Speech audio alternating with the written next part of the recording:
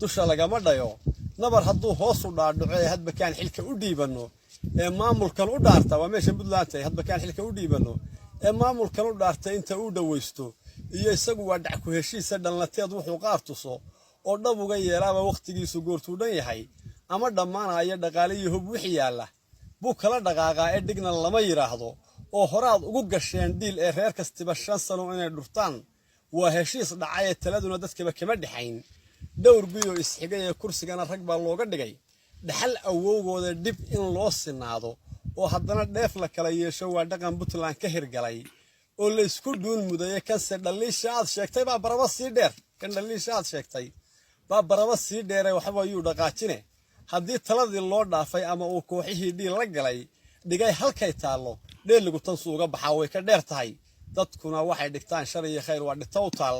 abwaan wuxuu dhawaaqayay yooday ma dhaafaani dhibkii dhacay mid ah shay rabeen inaad u dhiibtaane baarlamaanka dhaxaan u nirdhaamakii hore mase dhageysan nimankii la yiri dhiciya maatada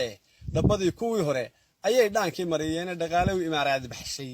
iyo dhowr dalo carabi waatay masiir dhaafsadeen duhur dharaareede libaaxa intuu tulud ku dhaco dhaafa baaqiga ee tira dhidar u baada habeen dhaawac fiig male dhulka oo khaliij laga gado baa loo dhutinayaa emarsi hadii dhurwaayadan ballamay la iska dhicin waayay reer kastiba dhardhaarku la yimi buu dhifsanayaa adiguna halkaad dhigi lahayd dhariga doono dabadeedna waxay dhashiyo madaxaan dhowro wabillahi tawfiiq